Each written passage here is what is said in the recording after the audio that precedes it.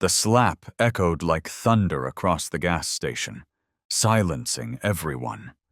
13-year-old Jamal stood stunned, clutching his cheek, his eyes locked on the white officer towering over him with a sneer. "Out of the car!" the cop barked, yanking Jamal's wrist as if he were trash. Jamal wasn't loitering.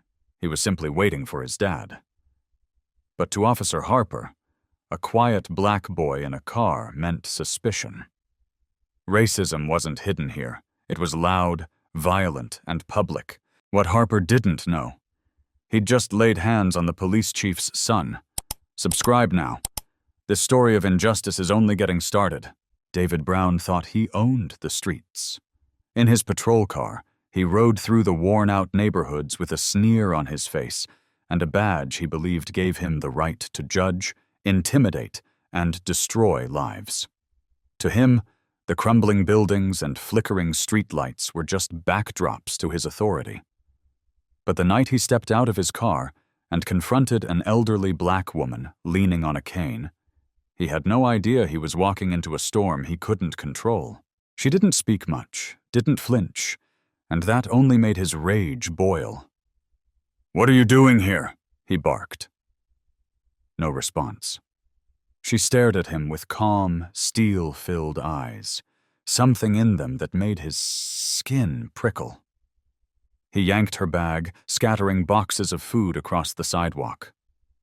"Answer me!" he shouted, towering over her, ready to shove her to the ground. Then, without warning, she straightened up, slowly but with purpose. From the folds of her coat, she pulled a small leather wallet and opened it. The gold glint of an FBI badge stopped him mid-motion. "You've made a mistake, Officer Brown," she said, her voice sharp as broken glass. "I'm Special Agent Louise Thompson, and I've been watching you." David froze. His hand still mid-air, his breath caught. He stared at the badge, disbelief crashing into him like a wave. No, this wasn't possible. Not her, not here, not now. "You... what?" he stammered, but the words couldn't form. His arrogance had blinded him. His hate had sealed his fate. "You've just laid hands on a federal agent," she continued, her eyes narrowing. "And this is the beginning of the end." David's body turned cold. He looked around, saw 2 black SUVs pulling in silently behind him. Men in dark suits stepped out, guns drawn, eyes locked. His instincts told him to run, but his feet wouldn't move. She just asked questions, and every one of them hit like a brick. "How many times have you falsified reports? How often did you use force without cause? How long have you worked under Lieutenant Harper's protection?" His silence was thick, but her patience was thicker. "We know Harper's running a network of dirty cops. You're part of it. You're going down anyway. But if you talk, you might survive this." David stayed quiet at first. Then a threat came, not from her, but from Harper himself. A message slipped to him in the dark of the night. "Keep quiet, or you're done." That was the breaking point. David realized Harper wouldn't protect him. Harper would bury him to save himself. So David talked. He confessed to everything. How Harper ordered patrols to target black neighborhoods. How officers were trained to escalate even the smallest encounters. How evidence was destroyed, bodies left unaccounted for, and how promotions were handed out to the ones who kept their mouths shut. Louise took every word, every name, and every date.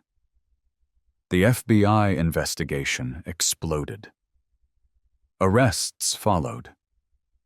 Officers who once laughed in locker rooms now sat in cold cells, stunned by the rapid collapse of their empire. Harper didn't go quietly.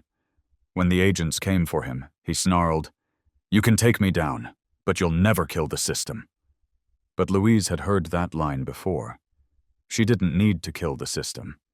She was going to change it, piece by piece, with every corrupt badge removed. With every community meeting held, with every ounce of truth exposed.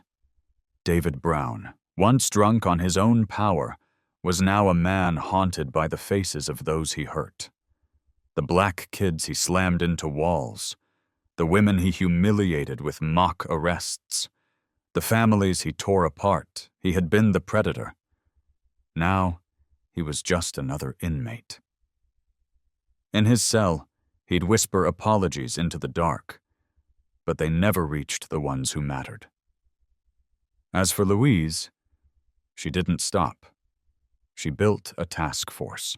She mentored young agents of color.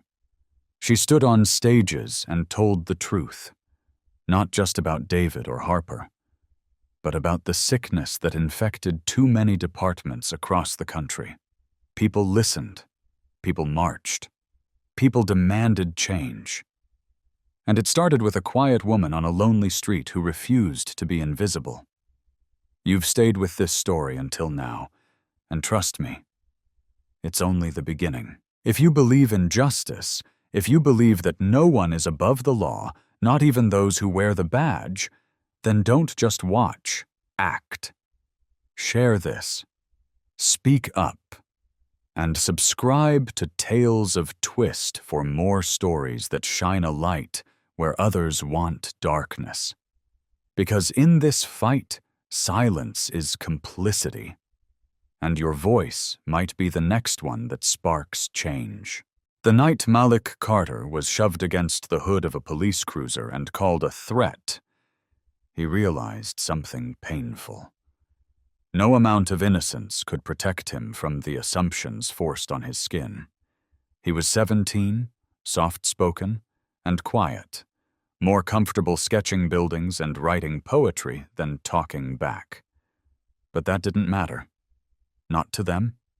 Not to the two officers who tackled him outside the downtown library while he waited for his friend after chess club. They didn't ask questions. They didn't need facts. His hoodie, his skin, and his location were enough. "We've had break-ins," one officer muttered, twisting Malik's arm behind his back, while the other rifled through his backpack and spilled his journals across the sidewalk like trash. "Probably casing the place," the other said. Malik couldn't even speak. His mouth was dry, his body shaking, panic squeezing his chest as strangers walked by, watching, whispering but doing nothing. One woman pulled out her phone, but even her recording didn't stop the officers from slamming him into the back seat of the cruiser, the cold vinyl biting into his neck. That was the beginning. At the precinct, he was fingerprinted, photographed, and locked in a holding cell for 6 hours, without a call, without a charge. They laughed when he asked to speak to someone. "You ain't got nobody coming for you," one of them said. But he was wrong. Darren Carter did come, and when he saw his son behind a steel door, bruised and silent, something in him broke. Darren wasn't just a father. He was a federal judge. A man who had fought his entire life to uphold justice. But that night, when he saw the fear in Malik's eyes, all he could think about was how powerless his position had made him when it mattered most. He filed complaints. He demanded investigations. But the system he believed in turned to stone. The footage disappeared. The officers were following procedure. Malik was released without apology, and the precinct issued a statement about a misunderstanding. A misunderstanding that left his wrists swollen, his body aching, and his trust fractured in ways that couldn't be measured on paper. But that wasn't the end. It was the start of a slow unraveling. Malik stopped going out. The boy who once drew murals of fantastical worlds began sketching alleyways and shadows. He stopped answering texts, skipped school for days, and when his mother found him staring at the floor for hours on end, he just whispered, "They didn't even ask me my name." The family tried to move forward, but the trauma lingered like smoke. At school, some classmates whispered behind his back, "He must have done something, right?" Teachers watched him more closely now. their gazes heavier, their tone tighter. The one person who saw him, really saw him, was his cousin Jalen. But even Jalen had his own battles, and 6 months later, after a traffic stop that escalated into violence, Jalen was shot. They said he reached for something. They said he didn't comply, but Malik knew better. Jalen was the one who always reminded him to breathe when the world got loud. Now he was gone. The grief swallowed Malik whole. He stopped drawing altogether. He wouldn't talk to his father. He refused therapy, and when he did speak, the words were laced with bitterness. "What's the point of staying good when the world still treats you like you're guilty?" he asked Darren one night, his voice low, eyes rimmed with exhaustion. Darren tried to answer, but he couldn't. He was supposed to protect his son. He had spent decades building a career inside the system, believing he could change it from within. But now, watching his own child unravel, he wasn't sure if that belief had been a lie. Malik began walking the city at night, hood up, head down, testing fate. He'd stand at corners, lean against storefronts, sit on benches just to see who would stop him. And they did. 3 times in 2 months. One officer accused him of loitering outside a cafe. Another forced him to empty his pockets outside a gas station. The third shoved him against a wall while accusing him of matching a description. Every encounter chipped away at him. He started keeping his ID on a lanyard around his neck. He started leaving his sketchbook at home. He even memorized phrases like, "Yes, sir," and "No, officer," and "I'm not resisting," just in case. Then came the night that changed everything. Malik had agreed to meet a friend near the park. It was late, and he hesitated. His body always tensed up after dark now. But he pushed through. He needed normalcy. As he waited near the bus stop, a white officer pulled up. The spotlight hit him square in the chest. He froze. "What are you doing out here?" the officer barked. Malik raised his hands. "Just waiting for my ride." The officer stepped out. His hand hovered over his belt. "You look nervous." Malik swallowed hard. "I'm okay." But the officer wasn't convinced. He made Malik sit on the curb. He asked if he had drugs. He accused him of lying. And when Malik asked why he was being detained, the officer said, "People like you are always hiding something." The phrase stuck in Malik's mind like a thorn.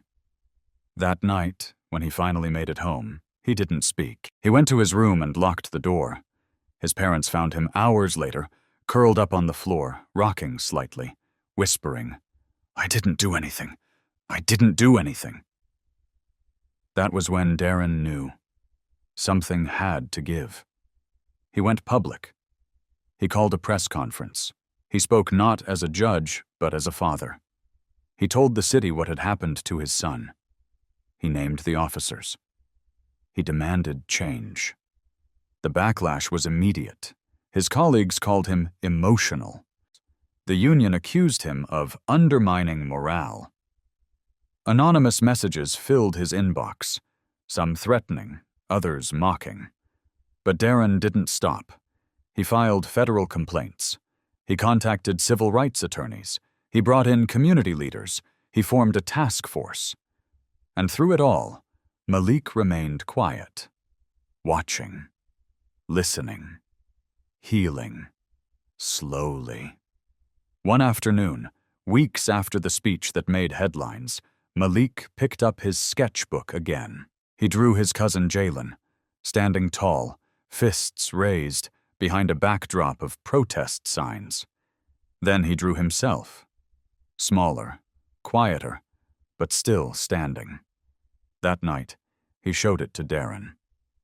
For the first time in months, his father saw light in his eyes. The movement grew. What started as one father speaking out turned into a ripple effect. Students staged walkouts. Faith leaders marched. Local artists began painting murals of the city's victims of injustice. Malik became a symbol, not of pity, but of resilience. His artwork spread across social media. He was invited to speak at schools, to share his story, and he did, softly at first, but with growing strength. "I used to think being quiet would keep me safe," he told one audience. "But silence doesn't protect you. It just lets the pain sink deeper." But healing wasn't linear. There were still nights Malik couldn't sleep. Still moments when sudden footsteps behind him made his chest tighten. Still flashes of memory that pulled him back to cold metal and rough hands. And there were still those who doubted him. "He's just trying to be famous." Another victim complex. "He should have just followed orders." But those voices didn't matter as much anymore, because for every whisper of hate, there were a dozen voices rising to meet it. Malik graduated with honors. He was accepted to an art school out of state. The day he packed his bags, his mother cried. Darren stood in the doorway, silent but proud. "Do you think it'll be different there?" Malik asked, his hands gripping his sketchbook tightly. Darren didn't lie. "Some things might be, others won't, but you'll face them with your eyes open, and that makes all the difference." Before he left, Malik visited Jalen's grave. He left behind a sketch, a drawing of them both, standing side by side, the city skyline behind them, and the words, "Still here," written at the bottom. And as the bus pulled away from the station, Malik didn't look back. He looked forward. David Brown had always believed the badge gave him power. In his patrol car, roaming through cracked neighborhoods and dimly lit streets, he felt invincible. A white cop in a city already on edge, his presence was never questioned. But the night he stepped out of his cruiser to confront an elderly black woman standing quietly outside a convenience store, he had no idea that this moment, this choice, this arrogance, would rip his world to pieces. She didn't flinch when he barked his orders. She didn't cower when he accused her of loitering, of being a threat. She looked at him. Really looked. And that unsettled something in David, something buried under years of unchecked racism, authority, and hate. "Give me the bag," he spat. And when she handed it over, still calm, still silent, he yanked it so hard that food spilled onto the pavement. Still, she didn't react. And that infuriated him more than anything. Who did she think she was, standing there with dignity when he was trying to break her down? "Who the hell do you think you are?" he roared, ready to shove her. And that's when she pulled out the badge. Slowly. Purposefully. FBI. It hit him like a sledgehammer. The woman he'd just humiliated, threatened, nearly assaulted, was a federal agent. "You've made a big mistake, David Brown," she said, voice low, but resonating like thunder. "I'm Special Agent Louise Thompson, and you're going to pay for every second of what you just did. And everything you've done before." In that instant, David's stomach turned to ice. His bravado vanished, replaced with a wave of nausea and dread that curled into his gut and gripped his spine. It wasn't just about tonight. No, Louise made it clear. They'd been watching him. They knew about the other stops, the undocumented arrests, the beatings, the intimidation. "We have it all," she said, her voice soft but laced with steel. "This isn't just about you. It's about the system you serve, the one you've helped poison." When the black SUVs pulled up behind him, David stood frozen, his breath shallow, mind reeling. Agents stepped out, weapons drawn, eyes sharp. The street, once his domain, was no longer his. He was handcuffed in front of the store he once used as a hunting ground for his nightly rounds. The people who passed by him every shift, once powerless, were now watching him be dragged away, a predator caged, a uniform stripped of its myth. And inside that FBI car, as it pulled away from the scene, David felt the first true pulse of fear he'd ever known. Not fear of losing his job, but of losing the illusion of who he thought he was. In the sterile walls of a federal interrogation room, Louise sat across from him. She didn't yell, she didn't curse, she didn't have to. She had facts. She had files. She had names, dates, sworn statements, all pointing to him. "You've spent your career hiding behind the badge," she said. "But now you'll face what you've built." And for the first time, David was forced to listen. Not with his ears, but with his conscience, or what was left of it. She played videos of him, body cam footage he thought had been deleted. She recited names, black men and women he'd stopped, bruised, belittled. Some faces he remembered, some he didn't. That's what broke him most. That some of the people he'd damaged were nameless in his mind. That they were moments, not memories. That they were obstacles, not humans. He didn't speak for days. Not when the press swarmed the story. Not when his fellow officers distanced themselves. Not even when his family refused to answer his calls. But when Louise said one name, Kevin Winston, David's eyes finally twitched. Kevin had been 17. Smart, ambitious, but mouthy. David remembered slamming him against a wall 3 years earlier during a routine stop. The boy had been bruised, humiliated. He'd missed his college interview the next day. His mother had filed a complaint, but it was buried. By David's lieutenant, by the union, by the system. "Kevin tried to take his life 2 months ago," Louise said. "He still wakes up screaming." David broke down. For the first time in decades, he cried. Not for himself, but for the people whose lives he'd crushed while thinking he was just doing his job. The tears didn't erase his guilt. They didn't undo anything, but they cracked something inside him. His ego, his armor, his delusion. But regret wasn't enough. Not for Louise. "You're going to talk," she said. "Because if you think you're scared now, imagine what Harper will do when he finds out you've been sitting in this room for days." Harper. Lieutenant John Harper.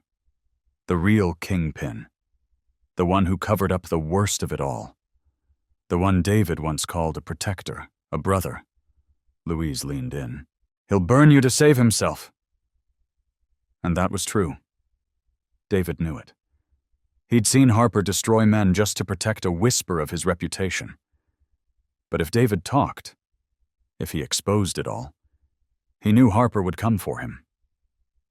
Maybe not legally, but definitely. There'd be a price. There always was.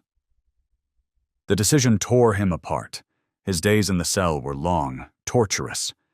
At night, he saw the faces. Every name Louise had said came back to him. Kevin, Maya, Traven, Danielle, Jamal. He heard their voices. The confusion. The pain. The why. And every time he blinked, he saw Louise. Unmoving. Unforgiving. Unshaken. Finally, on the 5th day, he broke. "I'll talk," he whispered, voice hoarse. "But I need protection." Louise nodded slowly. "Then tell me everything." And so he did. It spilled out of him like poison.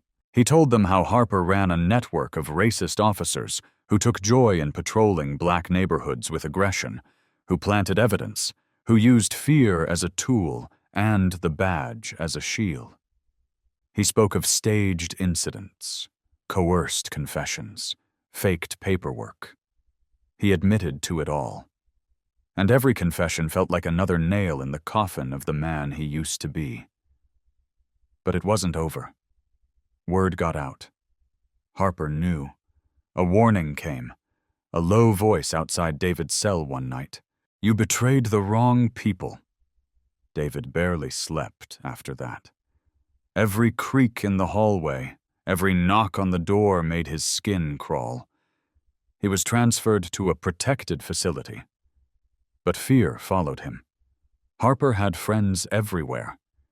Even as he cooperated with the FBI, even as he helped take down the very empire he'd helped build, David couldn't shake the weight of what he'd done.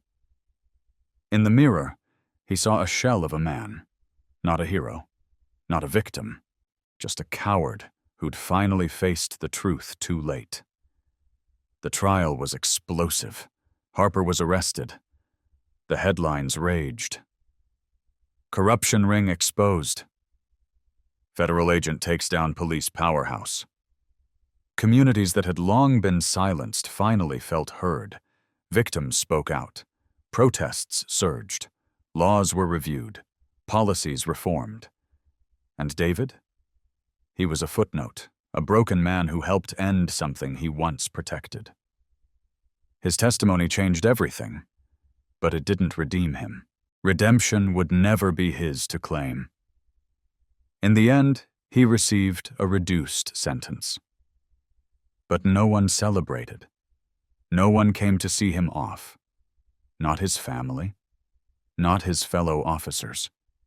Not his victims. Louise visited him one last time before he was moved. "This doesn't erase anything," she said. "But maybe it prevents the next boy from getting shoved, from getting silenced." David nodded. "I hope so." And now, as he sits in a small cell with only his thoughts and ghosts to keep him company, he doesn't beg for forgiveness. He doesn't ask for sympathy. He asks only one thing of those listening to this story. Don't let silence win. If you felt something, anything, for the people hurt, for the lives broken, for the truth buried, like this video, share it, support it. Because in a world that's still learning to see justice clearly, your voice matters more than ever. Let David's fall mean something. Let Kevin's screams echo until they're answered. Let Louise's strength inspire you. Let the stories you hear remind you. Change starts with truth. And sometimes truth starts with just one person saying, "Enough." David Brown had always believed the badge gave him power. In his patrol car, roaming through cracked neighborhoods and dimly lit streets, he felt invincible. A white cop in a city already on edge, his presence was never questioned. But the night he stepped out of his cruiser to confront an elderly black woman standing quietly outside a convenience store, he had no idea that this moment, this choice, this arrogance, would rip his world to pieces. She didn't flinch when he barked his orders. She didn't cower when he accused her of loitering, of being a threat. She looked at him, really looked. And that unsettled something in David. Something buried under years of unchecked racism, authority, and hate. "Give me the bag," he spat. And when she handed it over, still calm, still silent, he yanked it so hard that food spilled onto the pavement. Still, she didn't react. And that infuriated him more than anything. Who did she think she was, standing there with dignity when he was trying to break her down? "Who the hell do you think you are?" he roared, ready to shove her. And that's when she pulled out the badge. Slowly, purposefully. FBI. It hit him like a sledgehammer. The woman he'd just humiliated, threatened, nearly assaulted, was a federal agent. "You've made a big mistake, David Brown," she said, voice low, but resonating like thunder. "I'm Special Agent Louise Thompson, and you're going to pay for every second of what you just did, and everything you've done before." In that instant, David's stomach turned to ice. His bravado vanished, replaced with a wave of nausea and dread that curled into his gut and gripped his spine. It wasn't just about tonight. No, Louise made it clear. They'd been watching him. they knew.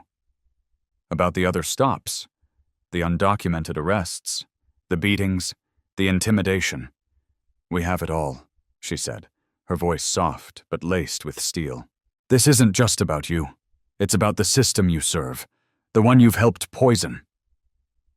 When the black SUVs pulled up behind him, David stood frozen, his breath shallow, mind reeling. Agents stepped out, weapons drawn, eyes sharp. The street, once his domain, was no longer his. He was handcuffed in front of the store he once used as a hunting ground for his nightly rounds. The people who passed by him every shift, once powerless, were now watching him be dragged away. A predator caged, a uniform stripped of its myth. And inside that FBI car, as it pulled away from the scene, David felt the first true pulse of fear he'd ever known. Not fear of losing his job, but of losing the illusion of who he thought he was. In the sterile walls of a federal interrogation room, Louise sat across from him. She didn't yell. She didn't curse. She didn't have to. She had facts. She had files.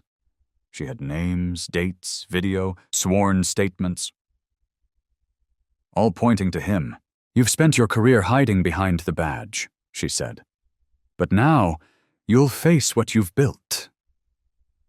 And for the first time, David was forced to listen. Not with his ears, but with his conscience, or what was left of it. She played videos of him, body cam footage he thought had been deleted. She recited names, black men and women he'd stopped, bruised, belittled. Some faces he remembered, some he didn't. That's what broke him most. That some of the people he'd damaged were nameless in his mind.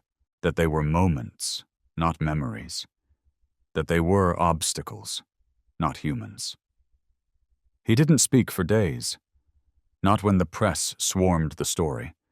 Not when his fellow officers distanced themselves. Not even when his family refused to answer his calls. But when Louise said one name, Kevin Winston, David's eyes finally twitched. Kevin had been 17. Smart, ambitious, but mouthy. David remembered slamming him against a wall 3 years earlier during a routine stop. The boy had been bruised, humiliated. He'd missed his college interview the next day. His mother had filed a complaint, but it was buried. By David's lieutenant, by the union, by the system. "Kevin tried to take his life 2 months ago," Louise said. "He still wakes up screaming." David broke down. For the first time in decades, he cried. Not for himself, but for the people whose lives he'd crushed while thinking he was just doing his job. The tears didn't erase his guilt. They didn't undo anything, but they cracked something inside him. His ego, his armor, his delusion. But regret wasn't enough. Not for Louise. "You're going to talk," she said. "Because if you think you're scared now, imagine what Harper will do when he finds out you've been sitting in this room for days." Harper. Lieutenant John Harper. The real kingpin, the one who covered up the worst of it all. The one David once called a protector, a brother. Louise leaned in.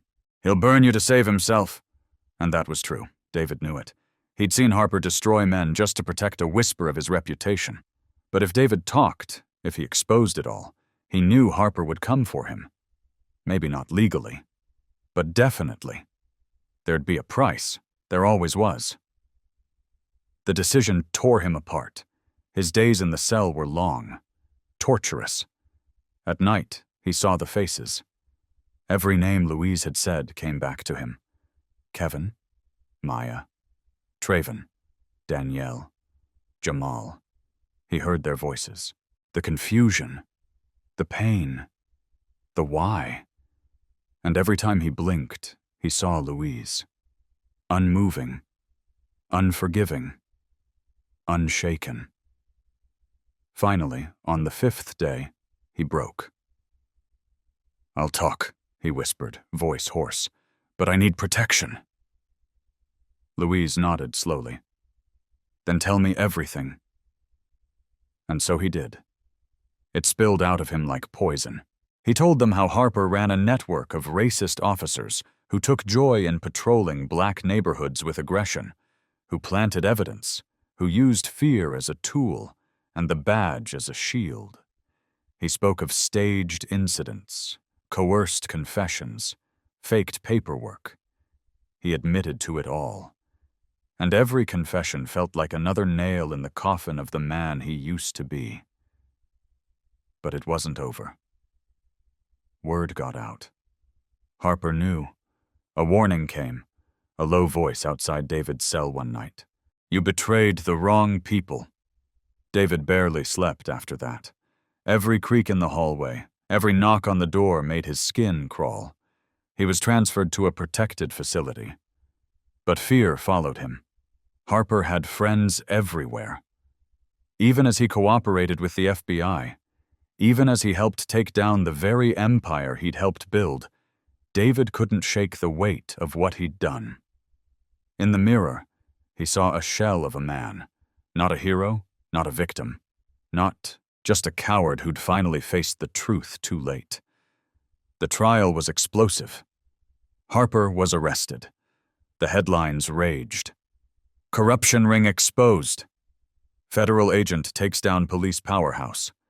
Communities that had long been silenced finally felt heard. Victims spoke out. Protests surged. Laws were reviewed.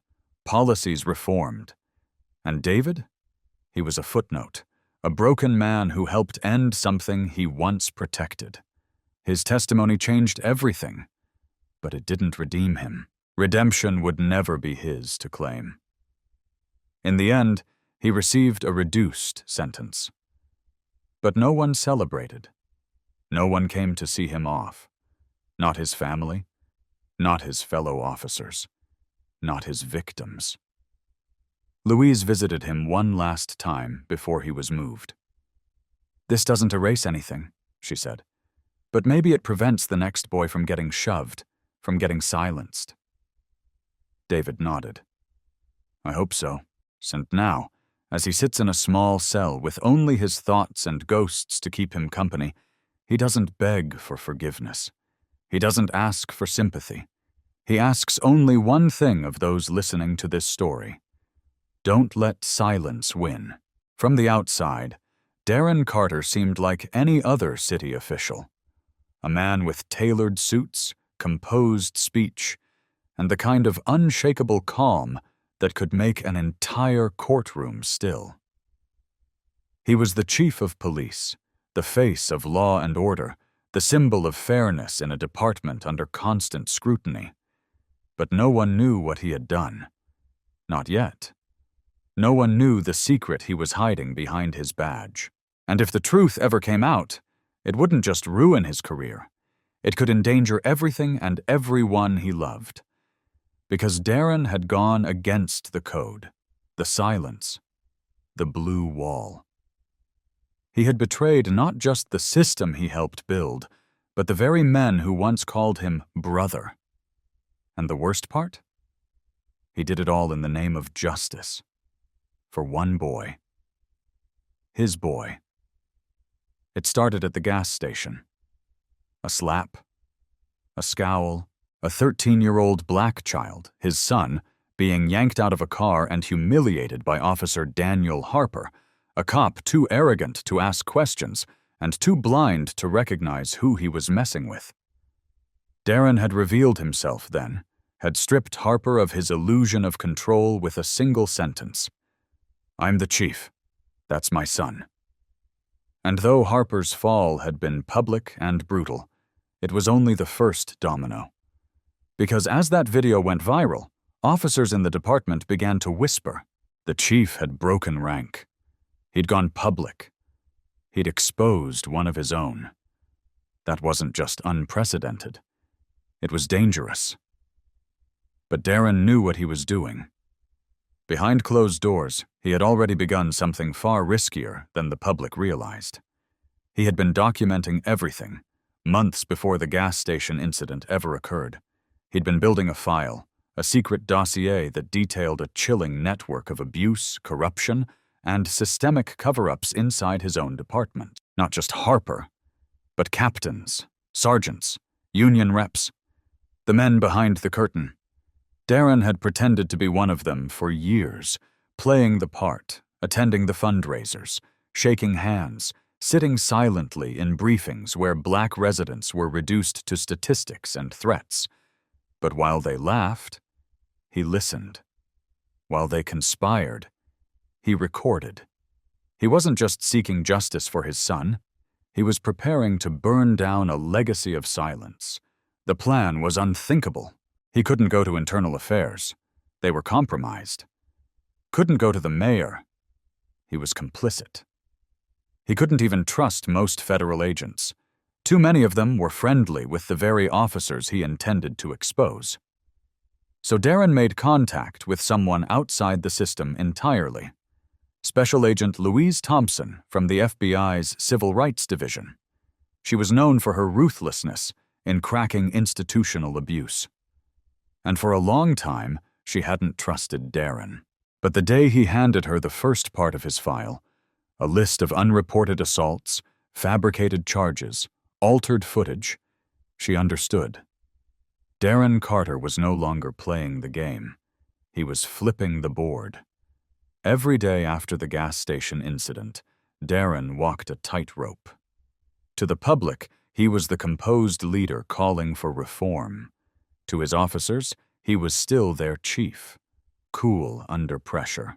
But behind locked doors, he was risking everything, leaking internal memos to Louise, feeding her encrypted files from an untraceable drive, pretending not to notice when the pressure started to build, when his tires were slashed, when his phone began receiving anonymous threats, when his wife noticed someone watching their house from a parked car.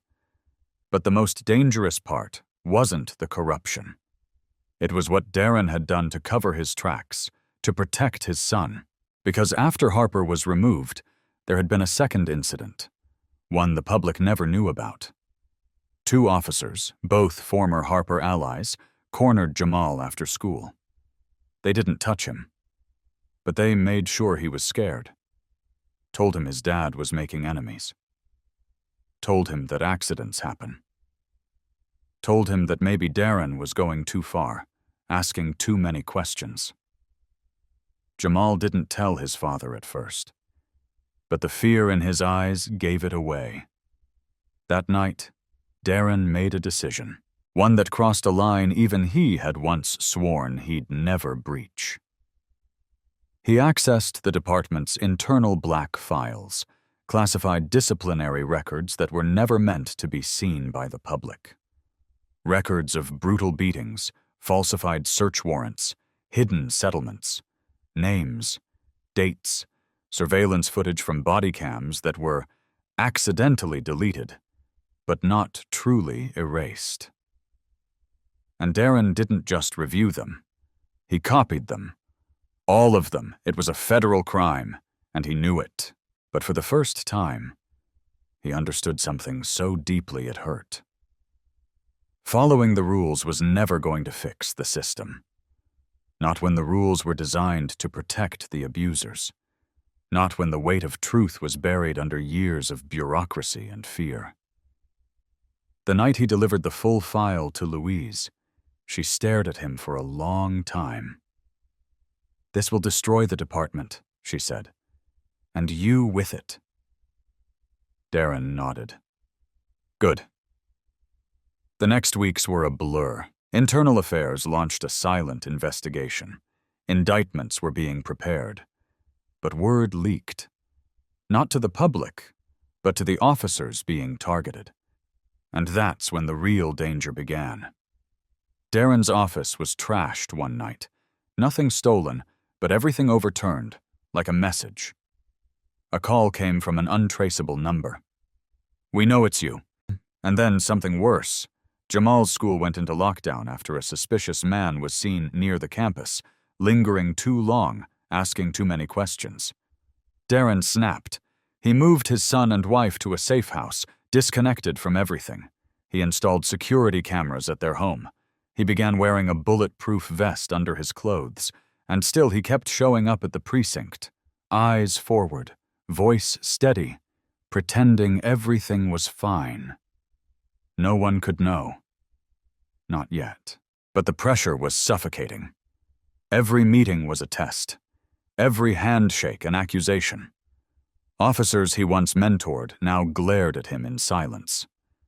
The union stopped returning his calls.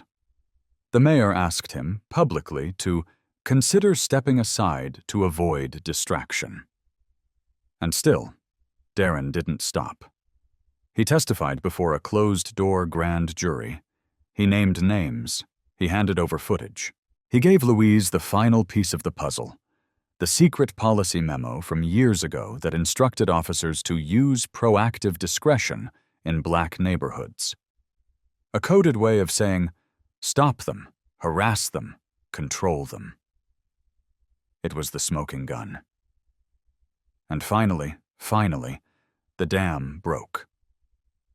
Over 24 officers were indicted. Some tried to flee. Others begged for deals.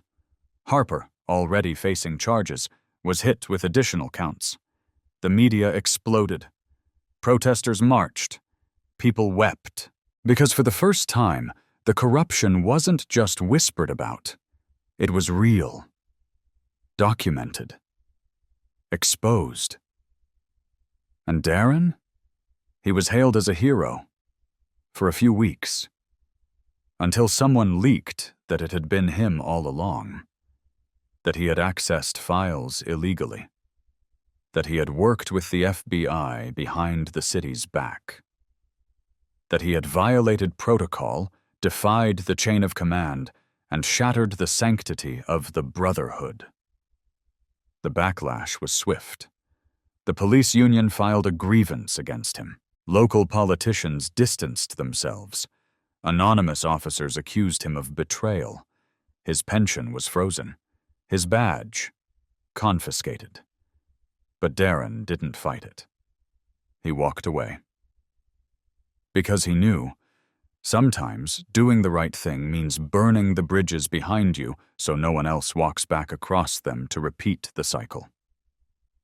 And now, he teaches community justice at a local college. He speaks at schools with Jamal beside him, and sometimes, when he passes the precinct, he sees new faces. Young, diverse, cautious, curious. He doesn't know if the system will ever fully heal, but he knows this. The truth is out. The silence is broken. And somewhere, a boy is sketching a hero that finally looks like his father. The moment Darren Carter walked into his office that morning, something felt wrong. The silence in the halls was heavier than usual, too still, like the building was holding its breath. He passed by 2 patrol officers who barely made eye contact, their quiet nods stiff, unreadable. He told himself it was just another Monday, that the pressure he felt pressing against his chest was from lack of sleep or the relentless weight of leadership. But deep down, he knew better. Darren wasn't just any man in uniform. He was the chief of police, the top authority in a department where silence often meant survival. But beneath the crisp collar of his uniform and the practiced calm in his voice was a man carrying a secret. One so dangerous it could shatter careers, destroy reputations, and put his life and his family's safety at unimaginable risk. Because Darren wasn't just managing a department, he was dismantling it from the inside. For months, he had been gathering evidence, digging through buried complaints, classified files, off-the-record conversations, and body cam footage that had conveniently malfunctioned. He had watched video after video. Unarmed black citizens slammed to the ground, evidence planted, reports falsified, officers laughing as they bragged about handling suspects. Darren had seen the rot, and worse, he had once stood beside it, silent. But everything changed the day his son, Malik, barely 13, was assaulted by one of his own officers in a gas station parking lot, slapped, shoved, humiliated, because he was black, because he was alone, and because the officer thought no one was watching.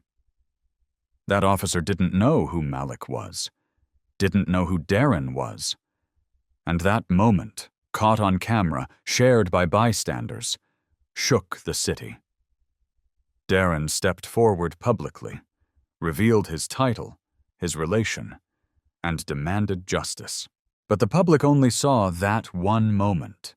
They didn't know the full storm it unleashed, because the problem didn't start with one officer.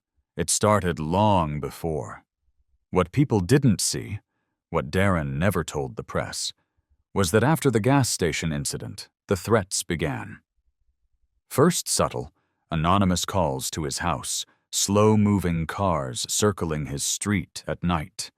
Then more direct, notes slipped into his locker, a flat tire, a dead animal left on his porch. He didn't flinch. He was used to pressure. But then it reached Maliki. His son came home shaken, eyes hollow. He'd been followed after school.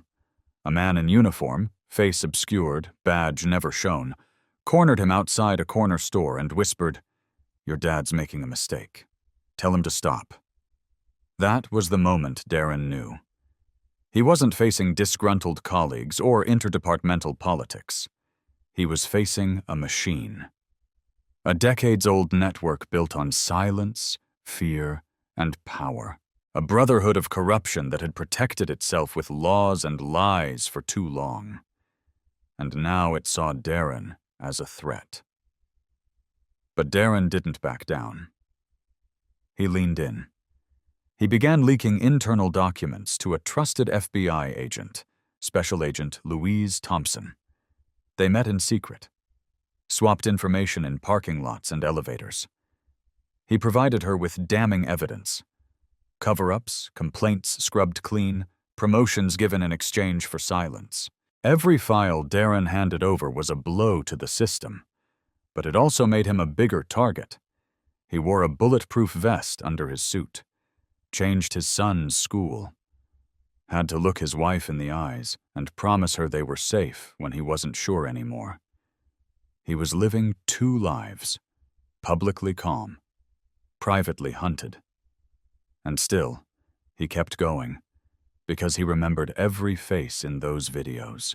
He remembered Kevin Winston, just 17, dragged from his car and kneed in the back until he couldn't breathe. No arrest, no report, just bruises and trauma. He remembered Angela Price, falsely accused, wrongfully arrested, her life derailed by lies from an officer whose word the courts never questioned. Darren had failed them. Failed all of them. And he couldn't be silent anymore.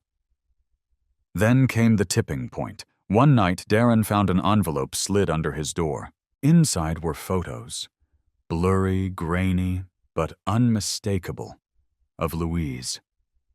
Her home, her car, her family. A warning. He rushed to call her, but the line was dead. When she finally answered hours later, she sounded shaken, but resolute. "They're watching both of us now," she said. "They know we're close." Darren's voice was firm. "We finish this." In the next week, Darren delivered the final blow. A hidden memo, long buried in department archives, authorizing proactive enforcement in minority neighborhoods. It was coded language, but the meaning was clear. Racial profiling, sanctioned by policy. Signed by high-ranking officers, some of whom still held power. Louise took the memo straight to the Justice Department. The investigation, once a quiet ripple, became a tidal wave. Then the arrests began. One by one, officers were taken in. Charges ranged from obstruction to assault to conspiracy. The department reeled. News headlines exploded. Some called Darren a hero, others a traitor. Protesters held signs with his name. Officers refused to shake his hand. He was praised on national television and shunned in his own locker room. But none of it mattered, because Malik was safe. Louise was safe. And for the first time in his career, Darren felt like he was standing on the right side of history. But justice came with loss. He resigned before they could fire him, turned in his badge without ceremony, walked out of the precinct for the last time alone, his name removed from the office door the next day. He lost friends, lost sleep, lost his sense of belonging. But what he gained was far more valuable. One evening, weeks after the dust settled, Malik handed him a drawing. It was of Darren, standing tall, his badge shattered at his feet, but behind him were people, dozens of them, protesters, victims, survivors, children, all reaching forward. Above the image, Malik had written one line: "You broke the system to protect the people." Darren stared at the drawing for a long time, his eyes stinging. Because now the world knew. They knew what he had faced, the nights he didn't sleep, the terror that crawled through his home, the unbearable pressure of knowing one mistake could cost his son his life. They knew he had risked everything, not for glory, not for revenge, but for redemption, for truth, for the voices that had been silenced too long. And if you're still here, reading this, hearing his story, let it sit with you. Because somewhere out there, another officer is watching this unfold, wondering if they should speak. Another father is sitting at his child's bedside, trying to explain why the world is so cruel. Another young boy is afraid to get out of the car. Darren's story didn't end when he turned in his badge. It began. He now teaches justice reform, advises departments nationwide, but most of all, he speaks, openly, fiercely, to communities, to schools, to anyone willing to listen. He tells them the truth, that silence protects no one, that fear is real, but courage is louder, that sometimes the hardest battles are the ones we fight inside the very system we once swore to uphold. And if you believe in that fight, if you believe in Darren's sacrifice, leave a comment below. Let him know his story mattered. Let others like him know they're not alone. And never forget, justice isn't easy, but it is always, always worth it.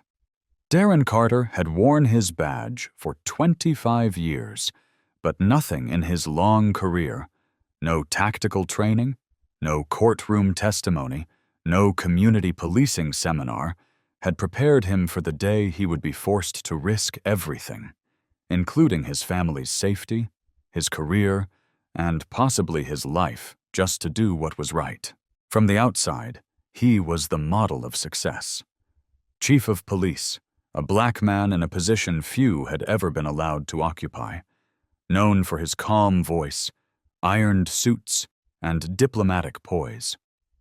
But behind that calm, Darren carried a secret so dangerous it kept him awake most nights, pacing the hardwood floors while the rest of the house slept, heart pounding like a warning bell. Because Darren had seen something, done something that broke every unspoken rule of the force, and now the truth was catching up to him. Months earlier, he had quietly begun documenting misconduct within his department, not the small errors or procedural slips, but crimes. Real crimes, committed by officers who believed their badges made them untouchable. It started with a whisper, a gut feeling when reviewing the footage of an arrest that didn't line up with the report. A young man had been tackled, cuffed and beaten during a traffic stop that was supposedly for resisting. But the footage told a different story. The suspect never moved. He only asked, "Why am I being pulled over?" And that alone had sealed his fate. Darren knew the officers involved, had attended their weddings, signed off on their promotions, shook their hands in the hallway. But once the seed of doubt was planted, it spread like wildfire. Darren began looking deeper, connecting dots, reviewing complaint logs that had mysteriously disappeared, internal affairs files that ended in insufficient evidence, officers who racked up dozens of excessive force allegations without consequence. And what he found horrified him: a coordinated culture of silence, where senior officers protected junior ones, where body cams were conveniently turned off, where black and brown residents were targeted under the guise of preemptive policing. Every report he pulled, every redacted line he uncovered, made the truth clearer. This wasn't incompetence, it was design. And it wasn't just one bad apple, it was the orchard. The deeper he went, the more dangerous it became. He started receiving late-night phone calls with no one on the other end. Anonymous notes slipped into his mailbox. One morning, he found his car tires slashed, his garage door spray-painted with the word traitor. But it wasn't until the threats reached his 13-year-old son, Malik, that Darren knew he had crossed a line he couldn't uncross. Malik, quiet and creative, had always kept to himself, his world built around his sketchbook and his superhero drawings. One afternoon, after school, he was followed by a patrol car. 2 officers stepped out, not in uniform, but with that unmistakable air of authority, and told him, "Your dad's stirring up trouble. Tell him to back off. You don't want him making enemies." Malik came home pale and trembling. When he told Darren, it felt like the world stopped. All the years he'd spent protecting other people's children, fighting for policies and reforms, none of it meant anything if his own son wasn't safe. Darren's hands shook as he tucked Malik into bed that night, wondering how far the department would go to silence him. That night, he made the decision that changed everything. He copied the classified files onto a secure drive, and he reached out to the only person he believed could help: Special Agent Louise Thompson, a federal civil rights investigator with a reputation for uncovering police corruption. She agreed to meet, but she was skeptical. "You expect me to believe you want to bring down your own department?" she asked. Darren didn't respond with words. He opened the drive and showed her. The videos, the redacted memos, the reports buried by internal affairs, the footage of black men and women brutalized, lied about, humiliated, forgotten. Her face shifted. "My God," she whispered. "You've been sitting on this alone?" Darren nodded. "Because if anyone found out, they'd destroy me before I could speak." From that point on, they met in secret, usually in unmarked cars parked behind abandoned buildings. Darren fed her files, witness names, confidential memos. Louise began building a case, slowly, carefully, while Darren lived in fear. He couldn't tell his wife, he couldn't tell Malik, he couldn't even tell his closest friend, who happened to be the deputy chief, a man now under suspicion for covering up multiple investigations. At work, he smiled through press conferences. He spoke at high school assemblies. He shook hands at fundraisers. And all the while, he was a man sitting on a ticking bomb, knowing that if he slipped once, if he opened the wrong email on the wrong computer, if someone overheard the wrong sentence, everything could fall apart. The stress was unbearable. He lost weight, started having chest pains. But still, he kept going. Because every time he thought about quitting, he saw Malik's face. He saw the boy who now looked twice before opening the front door. The boy who stopped drawing superheroes because, as he quietly told his mother one night, "They never save kids like me." Then came the moment everything collapsed. A leak. Someone inside the FBI tipped off a local officer about the investigation. Within hours, Darren's home was swarmed with reporters. His name was leaked, his involvement exposed. He was suspended immediately, pending internal review. But worse, within days, his family was targeted. Malik was doxxed, his school address posted online. Darren's wife received emails with graphic threats. They had to leave their home. The department Darren had served for decades branded him a traitor. Officers who once stood beside him now crossed the street to avoid him. He received death threats, lost friends, lost everything. But what he didn't lose, what they couldn't take, was the truth. And once it was out, it spread fast. Louise pushed the investigation forward. The DOJ got involved. Officers were indicted. Policies were overturned. The community, once afraid to speak, now demanded change. And Darren, though no longer in uniform, stood at the center of it all, no longer silent. He testified in hearings. He appeared before oversight committees. He told the world what he saw, what he'd done, what the system tried to bury. And then, quietly, the healing began. It was slow, painful. Darren had to live with the guilt of knowing he'd once upheld the very system he helped expose. He had to face the looks from grieving families. But he also began to hear something else. Thank you. From mothers. From protesters. From young officers who had once been too afraid to speak. Malik, watching it all, began drawing again. One evening, he showed his father a new piece. A man standing in the middle of a broken badge, holding a child's hand, both walking toward a city made of light. Above it, Malik had written one sentence. Not all heroes wear capes. Some wear courage.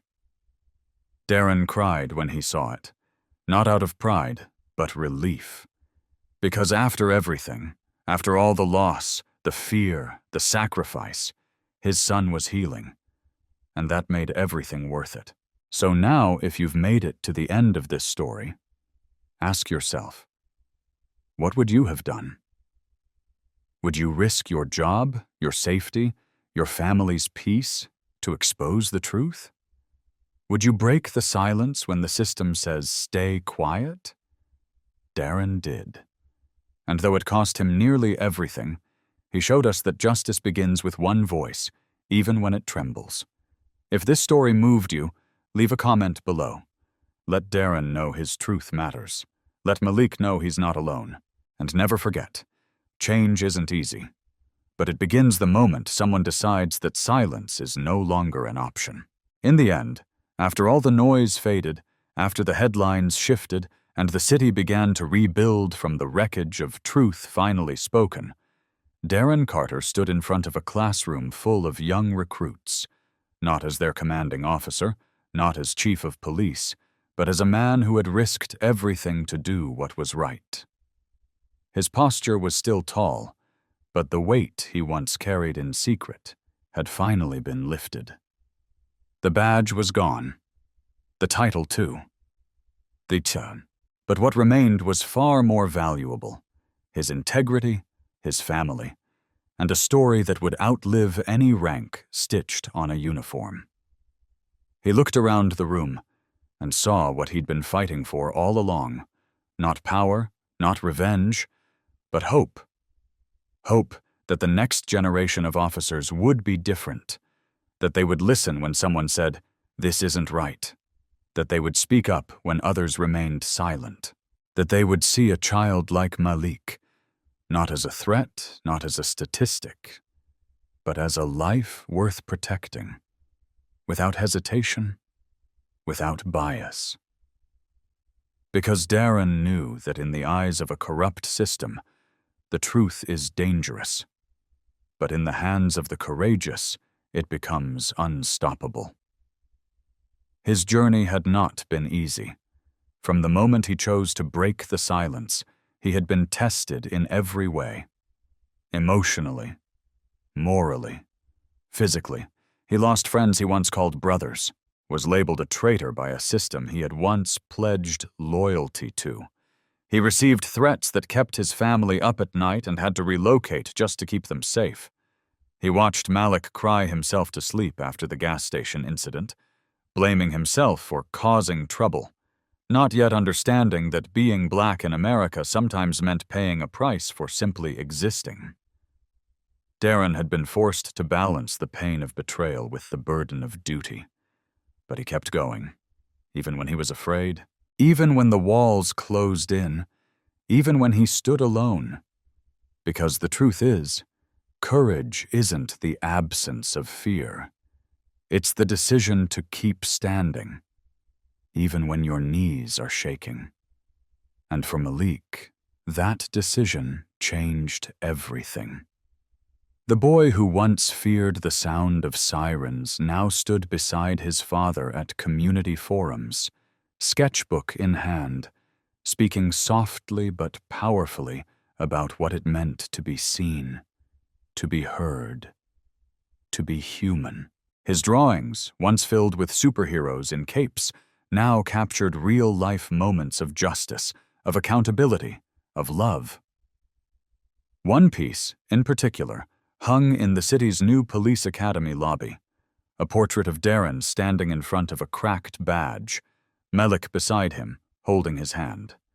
Above them were the words, "He broke the silence so I wouldn't have to."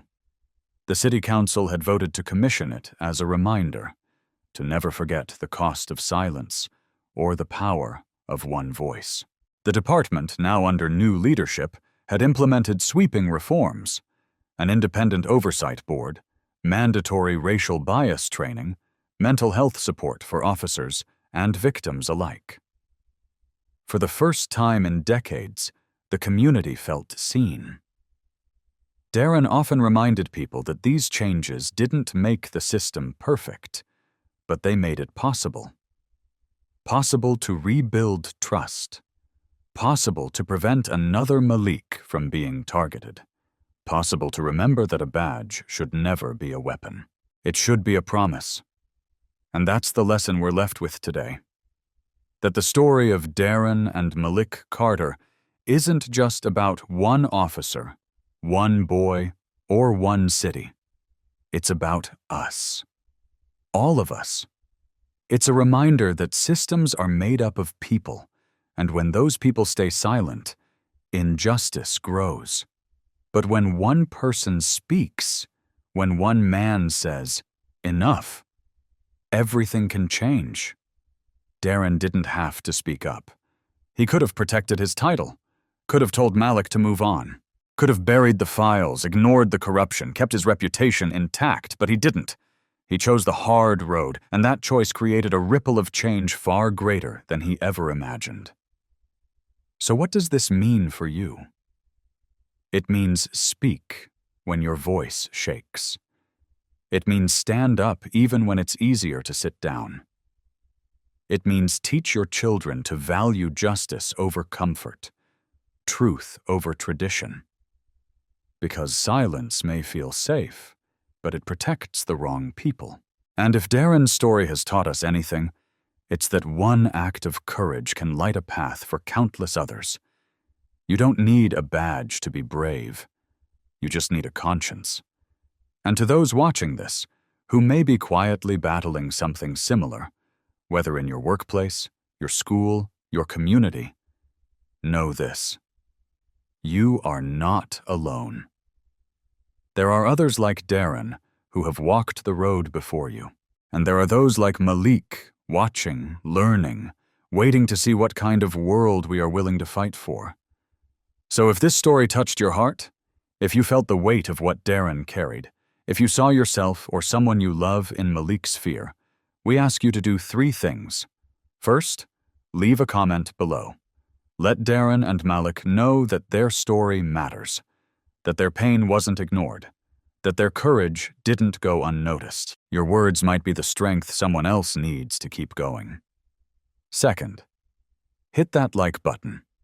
Not just because it helps us reach more people, but because every single like tells the world that you stand for justice, for truth, for change. And third, subscribe to our channel, Tales of Twist, where we tell real stories that cut deep, challenge systems, and lift voices that need to be heard. Stories like Darren's, stories like Malik's, stories like yours. Because the world doesn't change with silence. It changes with stories. And every time you listen, really listen, you become part of that change. Thank you for being here, for feeling this, for caring. Until next time, stay brave, stay loud, and never stop believing in the power of truth. Because someone, somewhere, is waiting for your voice. Just like Darren, just like Malik, just like all of us.